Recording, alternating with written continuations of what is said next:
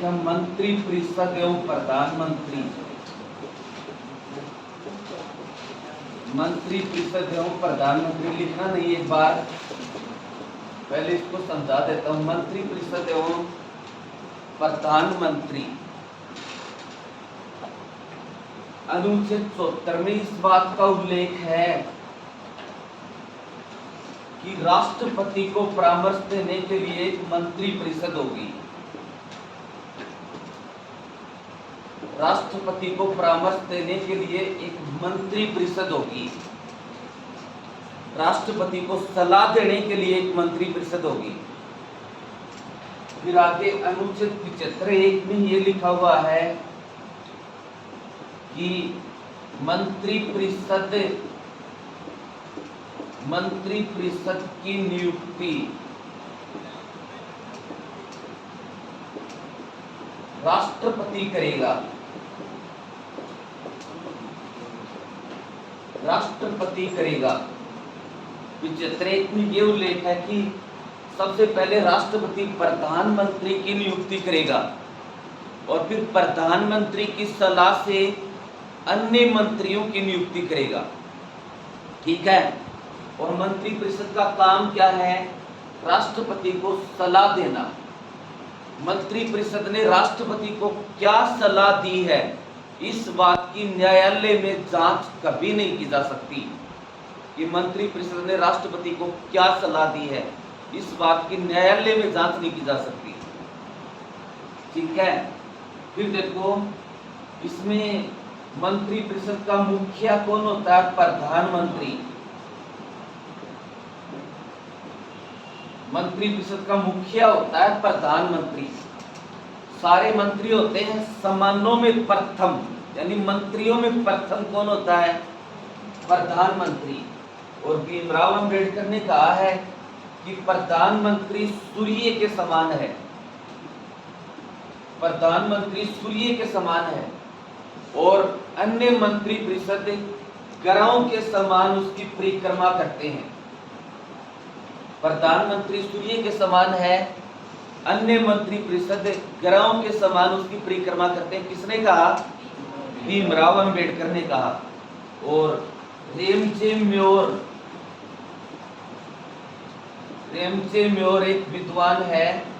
Ramsay more ने ये कहा कि प्रधानमंत्री मंत्री परिषद रूपी जहाज का मल्लाह है। प्रधानमंत्री मंत्री परिषद रूपी जहाज का मल्लाह है। ठीक है। अब कई बार ये पूछते कि प्रधानमंत्री होता है, ये प्रश्न आता है कई बार। प्रधानमंत्री होता है, ऑप्शन आते हैं नियुक्त, 3 नंबर निर्वाचित, 3 नंबर मनोनीत, 3 नंबर कोई नहीं। तो बताओ प्रधानमंत्री, इसमें क्या उत्तर होगा? नियुक्त। लास्ट में उसकी नियुक्ति राष्ट्रपति करता है। और प्रधानमंत्री लोकसभा से भी हो सकता है, राज्यसभा से भी हो सकता है, लेकिन प्राय लोकसभा में बहुमत दल का नेता होता है। लोकसभा से भी हो सकता है, राज्यसभा से भी हो सकता है, लेकिन प्राय लोकसभा में बहुमत दल का नेता होता है प्रधानमंत्री। तो ये, और भारत का संवैधानिक प्रमुख तो होता है राष्ट्रपति। भारत का संवैधानिक प्रमुख तो होता है राष्ट्रपति। और भारत का वास्तविक प्रमुख कौन होता है? प्रधानमंत्री। वास्तविक प्रमुख, यानी संविधान में तो सर्वोच्च माना गया है राष्ट्रपति को, लेकिन वास्तव में सारी शक्तियां होती हैं प्रधानमंत्री के पास। अब पढ़ेंगे प्रमुख प्रधानमंत्री। सबसे पहले पंडित नेहरू, पंडित जवाहरलाल नेहरू। पंडित जवाहरलाल नेहरू पर पहला प्रश्न बहुत ही आसान। एक तो भारत का प्रथम प्रधानमंत्री कौन था? पंडित जवाहरलाल नेहरू। फिर भारत में सर्वाधिक समय तक प्रधानमंत्री रहा, सर्वाधिक समय तक प्रधानमंत्री रहा, 16 वर्ष 9 माह और 13 दिन, भारत में सबसे ज्यादा समय तक प्रधानमंत्री रहा और भारत का एकमात्र मनोनीत और निर्वाचित प्रधानमंत्री, भारत का एकमात्र मनोनीत और निर्वाचित प्रधानमंत्री,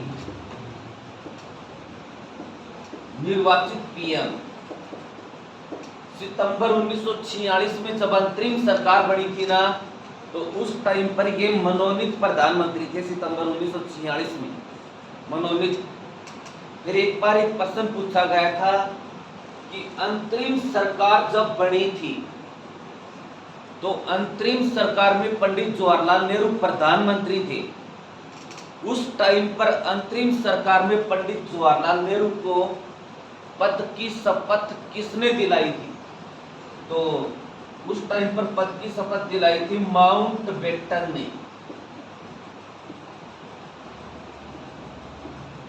लॉर्ड माउंटबेटन ने।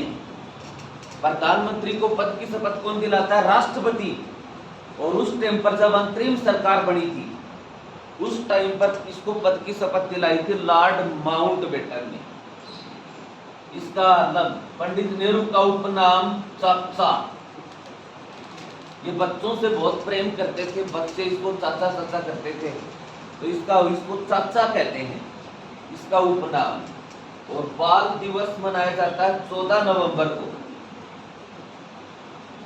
बाल दिवस 14 नवंबर को पंडित नेहरू की स्मृति में ही बाल दिवस 14 नवंबर को। और 15 अगस्त स्वाधीनता दिवस होता है। 15 अगस्त को 15 अगस्त को लाल किले पर तिरंगा कौन फहराता है? प्रधानमंत्री। प्रश्न यहाँ पर यह है कि आज तक भारत के इतिहास में स्वाधीनता दिवस पर लाल किले पर सर्वाधिक तिरंगा किसने फहराया? पंडित नेहरू ने 17 बार। लाल किले पर सर्वाधिक बार तिरंगा किसने फहराया? पंडित नेहरू ने 17 बार।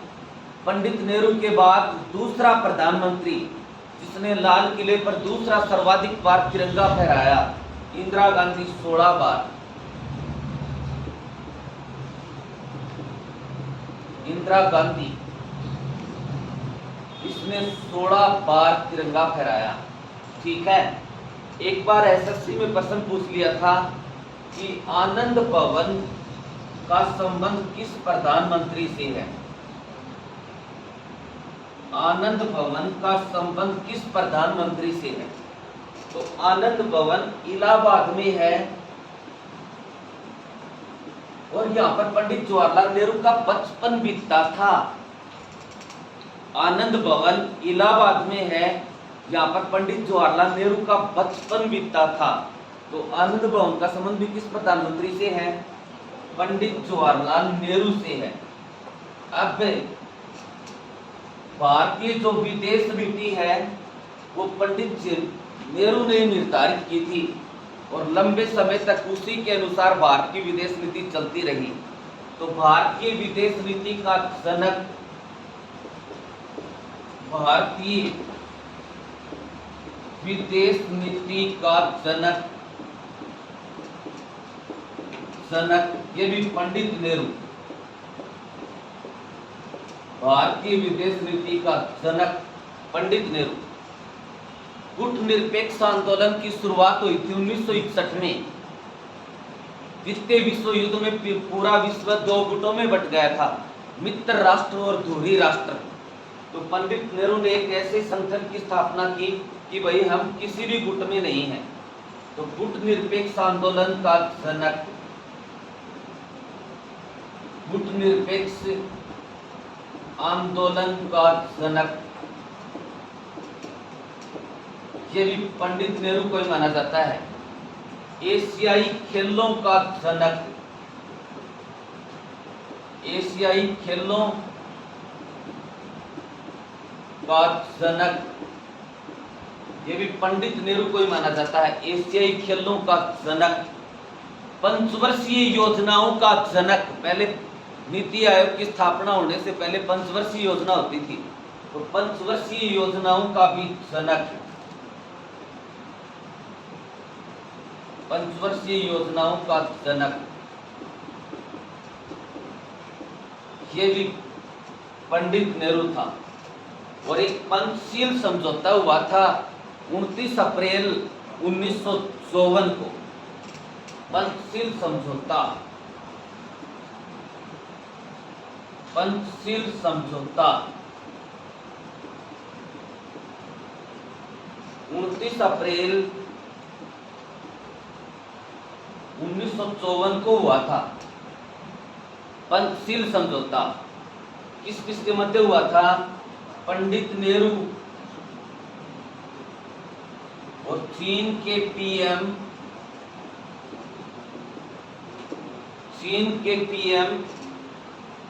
चाउ एन लाई, चीन के पीएम चाउ एन लाई के मध्य हुआ था। इस समझौते के तहत तिब्बत है ना, तिब्बत पहले भारत का हिस्सा था। इस समझौते के बाद तिब्बत के ऊपर चीन का प्रभुत्व स्वीकार कर लिया गया। तो पंचशील समझौता 29 अप्रैल 1954 को पंडित नेहरू और चाउ एन लाई के मध्य। अब पंडित जवाहरलाल नेहरू की पुस्तक, इसकी पुस्तक glimpses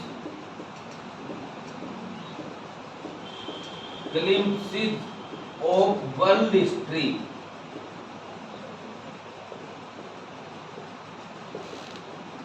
glimpses of world history एक पुस्तक तो इसकी, इसका हिंदी में नाम है विश्व इतिहास की झलक, ग्लिम्प्सेस ऑफ वर्ल्ड हिस्ट्री, विश्व इतिहास की झलक। दूसरी पुस्तक बहुत ही फेमस है, discovery of India, discovery of India, Bharat एक खोज। इसकी दो पुस्तक हैं, ग्लिम्प्सेस ऑफ वर्ल्ड हिस्ट्री, दूसरी पुस्तक डिस्कवरी ऑफ इंडिया। फिर इसके नारे आराम आराम है, पंडित जवाहरलाल नेहरू का नारा आराम आराम है। एक दूसरा नारा इसका, मैं पूर्णतः समाजवादी हूं, राजा और राजकुमारों में मेरा कोई विश्वास नहीं। मैं पूर्णतः समाजवादी हूं, राजा और राजकुमारों में मेरा कोई विश्वास नहीं। और तीसरा नारा इसका, 14 अगस्त की रात को जब पूरी दुनिया सो रही होगी, भारत अपनी स्वतंत्रता के लिए जाग उठेगा। 14 अगस्त की आधी रात की टकोर पर जब पूरी दुनिया सो रही होगी, तो भारत अपनी स्वतंत्रता के लिए जाग उठेगा। चौथा नारा इसका, भारत ने रूस समर्थक है, भारत ने अमेरिका समर्थक है, भारत समर्थक है। भारत ने